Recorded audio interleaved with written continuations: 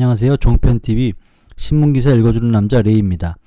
오늘은 고정혜 기자가 쓴 한국 일본보다 중국이 협력국이란 건 고대상한점이라는 글을 읽어보겠습니다.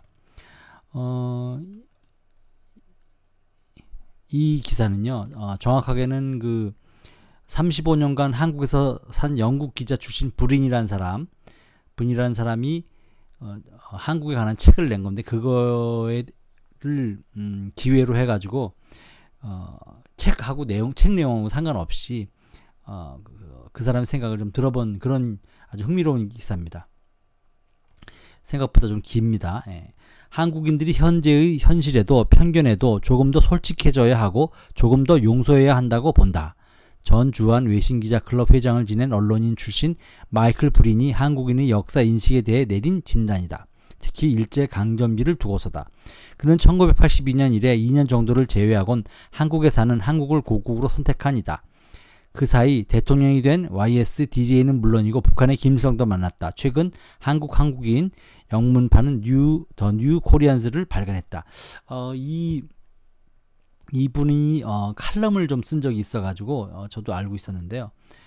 이분 같은 경우에는 외신기자 클럽을 하면서, 물론 외신기자라는 게 외국의 통신사나 언론을 위한 그 한국에 주재하는 그런 그 기자들의 모임입니다. 근데 그거를 하면서 35년이나 이제 한국에 있었다고 그래요. 그러다 보니까 교육 과정은 영국에서 했을 테고요. 실제 일은 한국에서 했는데요. 죄송합니다. 미국이 아니고 한국입니다. 한국에서 했는데, 그러면서 제3자 객관적인 관점으로 한국을 들여다봤고 그것을 정리한 책을 냈던 겁니다. 이 책은 한국판이 좀 나온 지 됐는데 이제 영어판이 나온 거예요. 계속 읽겠습니다. 그는 기자와 만나 역사 인식이 이해할 만하지만 객관적인 건 아니다 또는 선별적이란 취지로 말했다.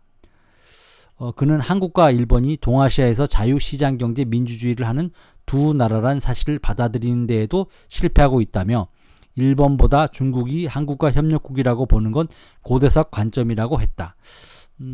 이 고대사적 관점이란 얘기는 잘못된 옛날 얘기란 얘기죠. 그러니까 중국 옆에 조선이 붙어있거나 고구려가 붙어있을 때 그때 시절 생각을 아직도 하고 있다는 얘기입니다. 이건. 그러곤 일제강점기를 경험한 김대중 세대와 지금을 비교했다. 기자로 취재해보니 김대중 세대는 DJ도 포함해서 일제강점기에 그렇게까지 부정적이지 않았다. 그 이후 세대가 그런 것이다.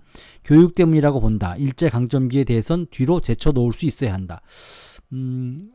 사실은 일제강점기에 얼마나 나쁜 일이 있었는지에 대해서 그 세대를 겪은 사람들은 잘 모른다는 그런 얘기를 합니다. 근데 이건 좀 논의해볼 바가 있는데요. 그 다음에 친일을 갖다가 싫어하는 교육, 그런 것이 너무 많았기 때문에 그런 것이 아니냐, 그런 주장입니다. 이거는 좀 이 사람의 개인적인 의견일 수도 있고요, 생각이 다를 수도 있습니다. 근데 저는 일본 약간 동감하는 면도 있습니다. 그는 1998년 대통령이던 DJ가 오부치 게이조 일본 총리와 한일 파트너십 공동선언을 통해 한일 간 전면적 교류 협력을 길을 연 것을 높게 평가했다. 그때 일본의 대중문화가 한국에 들어오고 그래서 아주 비판이 많았는데, 결국 뭐 일본 대중문화 들어와가지고 되려 지금은 한류가 일본에 가 있죠. 이에 비해 2006년 노무현 정부가 2차 세계대전 중 일본군 포로수용소에서 경비원으로 일한 한국인 전범들을 사면한 데 대해선 부정적이었다. 한국 정부가 권한을 남용한 것이란 판단이다. 사실 저도 이런 일이 있었는지 몰랐는데요. 아마 2006년까지 전범으로 있었던 사람들을 아마 사면했었나 봅니다. 그는 한국인들은 선, 일본인들은 악이란 식으로 단순하지 않다. 그보다 훨씬 복잡하다며, 한국 정부가 그들도 한국인이니, 여기선 경비원들 얘기죠, 일제의 희생자라고 판단해서 사면했을 수는 있는데, 그런 논리라면 일본군 경비원도 빈곤의 희생자일 수 있는데 용서해야 하나라고 반문했다. 그렇죠. 그는 제국의 위안부를 쓴 박유아 세종대 교수의 건을 언급하며 위안부 문제를 연구한 학자를 명예훼손으로 넣었던데, 감옥에 넣었다는 얘기죠. 반민주적인 행동이다. 지식인들이 시장에서 이 문제를 다룰 수 있도록 해야 한다고라고도 했다. 그는 대안으로 한국인들이 정체성을 항일 또는 반일 틀에서 찾는 데서 벗어나야 한다고 조언했다. 그는 정체성을 찾기 위해 너무 과거로 간다. 여러 의미에서 현대 한국인의 정체성은 민주주의가 본격화된 1987년 시작됐다고 말했다. 이 점에 있어서는 저도 좀 동감하는 바입니다. 너무 사실은 반일한다는 얘기는 아주 기분은 되게 좋은데요. 그런데 꼭 그렇게 저는 사실 반중하는 게 맞다고 생각하는 때가 간혹 있습니다. 예.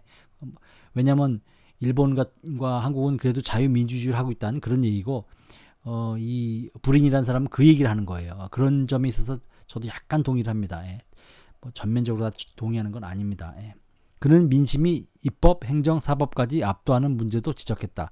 그는 민심을 일종의 리더로 여기고 그걸 수용하는 게 민주주의라고 여기는 건 민주주의에 대한 잘못된 인식이라며 민심은 때때로 옳지 않을 수 있다. 그럴 땐 리더십이 저항해야 하나 그렇지 못하다고 지적했다. 이게 가장 아픈 지적입니다. 지금 뭐 태극기 집회나 촛불 집회를 갖다가 당파적으로 자기 입맛에 맞게 해석하면서 정치를 하는 그런 문제가 있는데요. 전 이런 얘기 하고 싶어요. 그러면 모든 사람이 다 자살하면 저도 죽어야 됩니까? 아니죠. 저는 그 모든 사람이 다 도둑질하면 저도 도둑질해야 됩니까? 그런 거 아니죠. 그게 아니다고 싶으면은 리더십이 그러니까 이런 리더들이 저항을 해야 된다고 보는데 그렇지 않다는 얘기죠. 예, 뭐 오늘 고정희 기자의 그 기사를 읽으면서 제가 괜한 소리를 했습니다. 예. 신문 기사 읽어주는 남자 오늘은 여기까지입니다. 감사합니다.